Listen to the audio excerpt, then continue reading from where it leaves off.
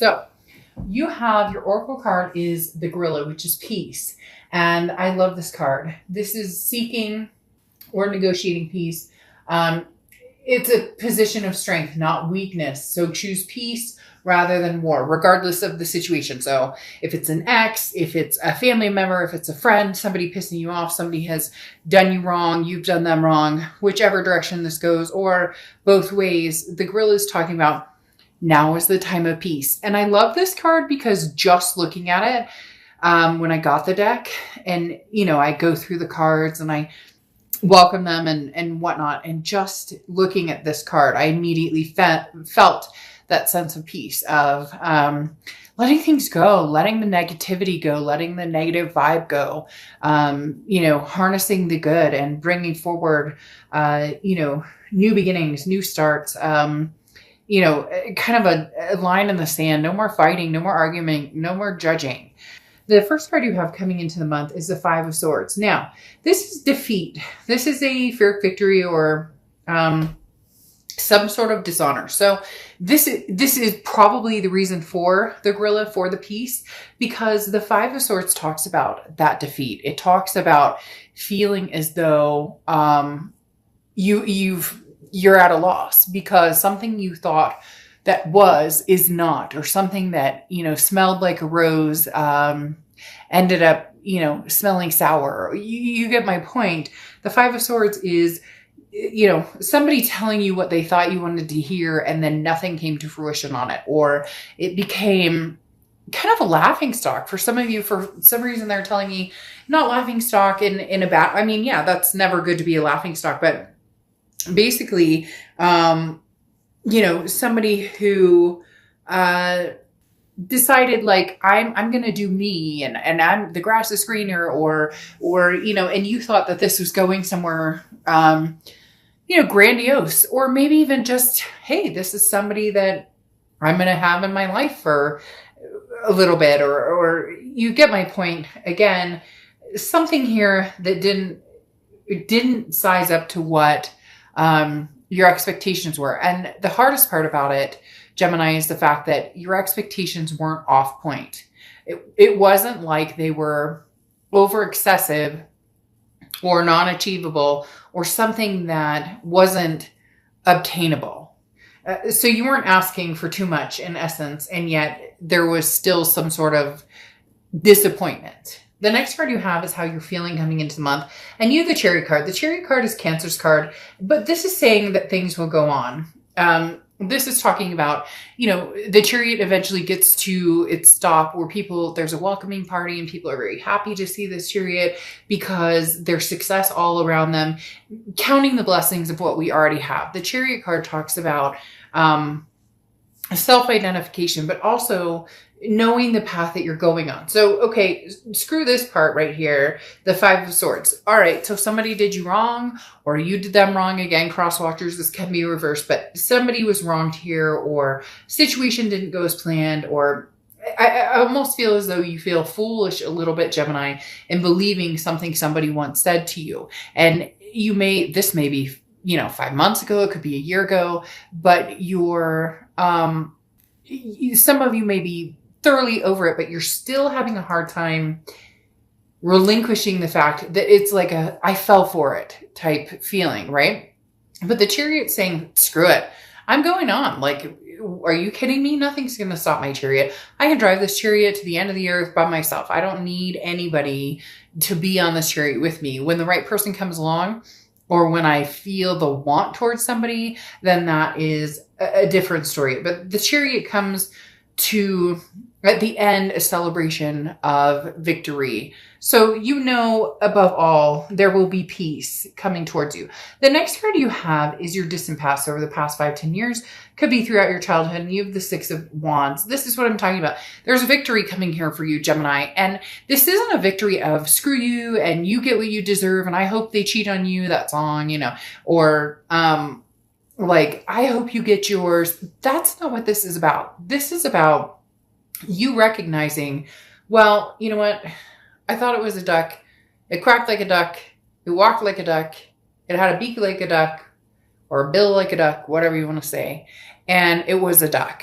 And it's kind of that, shoot, I should have recognized that, but now you're leading into victory. And this is, again, not a victory like, oh, screw you, or I'm going to wish the worst on you. But this is a recognition of understanding that in the past, you've handled these situations differently. They're telling me, Gemini, in the past, this would have like detrimented, or this would have been, it would have taken down your sleep habits, your spirituality would have gotten in the way of, how you're taking care of yourself, or, temper or mood or whatever. And you're not. This is not in control. Look, he's sticking his tongue out. He's like, whatever, I got this. So yeah, maybe I sound like a 5-year-old, but guess what? It's the 5 of Swords who's saying, hey, you know what? You haven't defeated me, Gemini.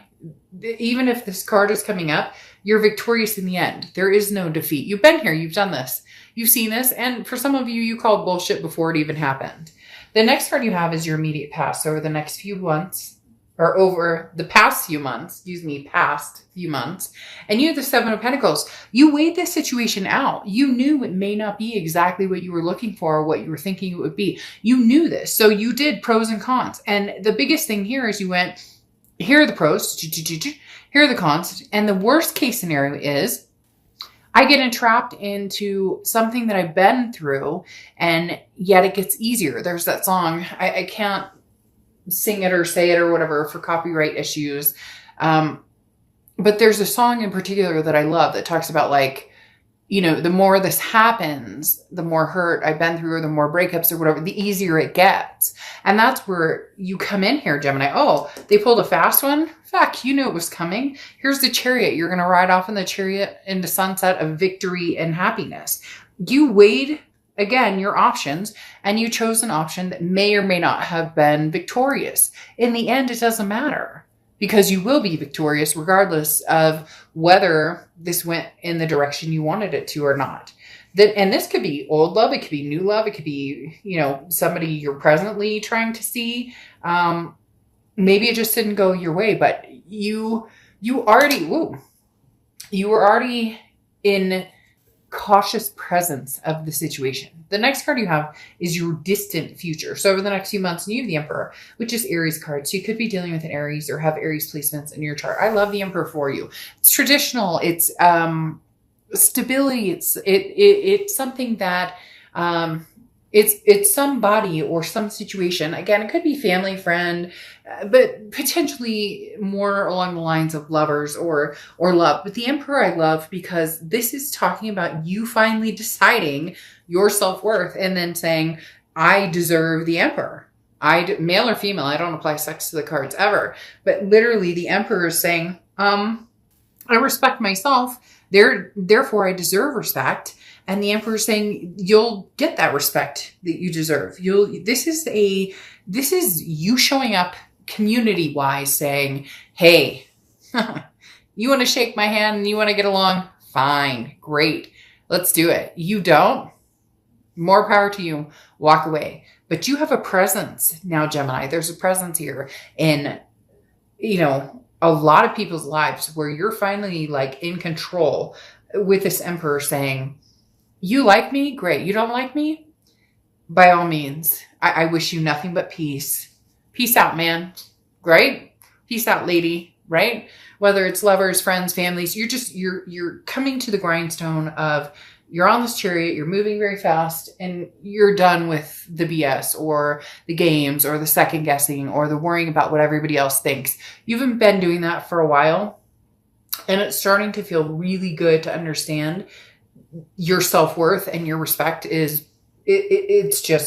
it's worth way more than what you've allowed in the past. The next card you have is the Queen of Cups. Ooh, quiet, quiet, quiet. This is anything, your immediate future. So anything going on throughout November. The Queen of Cups is somebody who's very silent. I always say mum's the word. Queen of Cups is somebody, male or female. Again, I don't apply sex, but this is somebody who's like, you know what? I have one cup. One cup for one person. For some of you, maybe if you're polyamorous or whatever you feel. Again, no judgment zone here. Make that very clear. This channel is no judgment zone here.